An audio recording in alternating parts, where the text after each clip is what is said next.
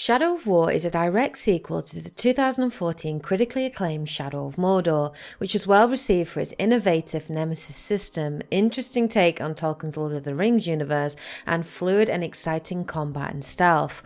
Well, Shadow of War from Monolith Studios, set for release on the 10th of October, promises to be a worthy successor. Here are 5 ways that Shadow of War is bigger and better. Number 1, the story. A direct sequel to its 2014 predecessor, Shadow of War continues the story of Talion and begins almost immediately after the events of the first game.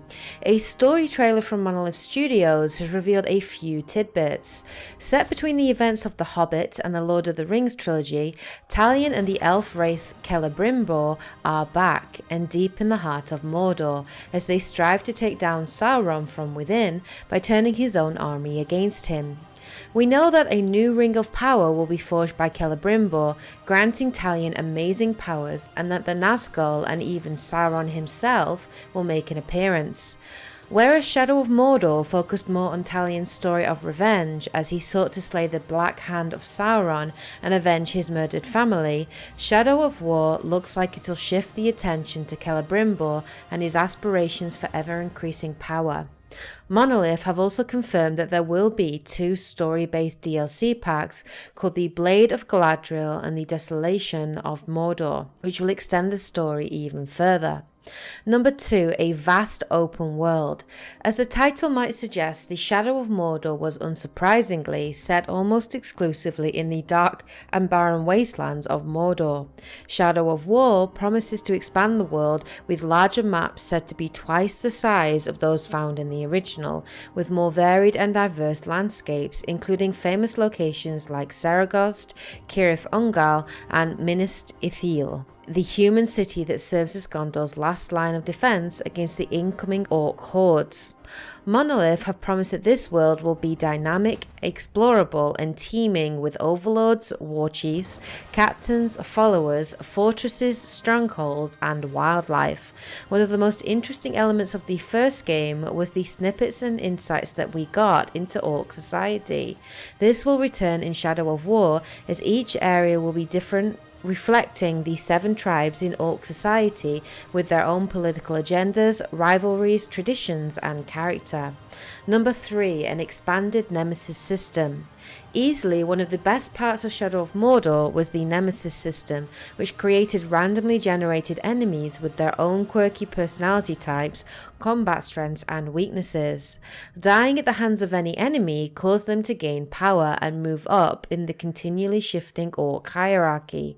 The next time you faced them, they would remember your previous encounter, taunt you, and were that much more difficult to kill. This ramped up all conflicts from what started as a simple grudge into bitter conflicts of revenge. In Shadow of War, the Nemesis system has been expanded to now include followers and allies.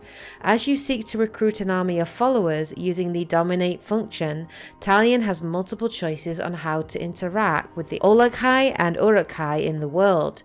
You can shame enemies, reducing them in rank and power, order them to fight you to the death, or recruit them into your army and order them to fight at your side or infiltrate the enemy's camp as a spy. The new Nemesis system promises to create loyalties, betrayals, rivalries, and friendships unique to your own experiences. Connected to these experiences, one of the coolest improvements to the game are the increased personalities and character of the orcs that you interact with.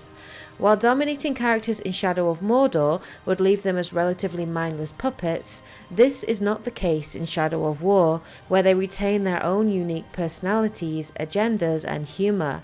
We have seen this in a few characters introduced in some of the gameplay trailers and videos released so far. For example, Bruz the Chopper. Gather your troops. Will do. Ooh, just make sure you let me pop his heads off, won't ya? It's really cool. I can imagine getting quite attached to some of the commanders and captains in my army. Number 4, Fortress Assaults. A new feature in Shadow of War are Fortress Assaults. These are imposing strongholds which serve as key territories in the war against Sauron. Sectioned off from the larger open world, fortresses are ruled by unique overlords and have their own individual levels to signify when you have little to no hope of successfully taking them over. Monolith Studios have said that in creating Fortress Assaults, they were hoping to recreate the grand-scale battles from the Lord of the Rings movies, like the Battle of Helm's Deep or Minas Tirith. One of the interesting things about assaulting a fortress is it's as much about planning and preparedness as it is about your actual skill in large-scale combat. As you approach a fortress, you'll be taken to the tactics screen where you can see the enemy fortress's stats and level, the type of overlord in power, and some of the defenses he has in place. Here you can plan your counter defenses and pick and choose what assault leaders you want to take with you and the advantages that they bring to the combat, like poison spiders or siege beasts. Having watched a few fortress assaults, I will say that these fights look epic, manic, and a lot of fun. And that brings us nicely to my last point, which is number 5, new combat abilities and RPG loot. With the forging of a new power ring, Talion looks to be more powerful and lethal than ever, using a number of new skills gained from Celebrimbor. His movement definitely seems more Wraith-like, he's quicker, more agile, and has some wicked-looking finishing moves and stealth takedowns. One of the strongest elements of Shadow of Mordor was its combat system, which borrowed heavily from the Arkham series, and it looks as good and as fluid as ever, with some returning favourites and some new moves thrown in to shake it up a bit. One of the coolest elements of Shadow of War though is the new loot and RPG system. As you kill orc captains and war chiefs around the world, they will drop loot that can be picked up and equipped. This allows you to customize your Talion nicely as the game progresses, but these armor pieces, for example, also have unlockable stats and abilities that could be unlocked by completing certain challenges. It's a nice new element to the game that I'm looking forward to exploring. And finally, I cannot finish the video without talking about the coolest and biggest ability in the game, which is the ability to temporarily dominate and ride drakes around the open world and unleash a torrent of fiery death and destruction in the heat of battle. Shadow of War looks like a worthy successor to Shadow of Mordor and has upped the stakes even further with some cool additions and improvements.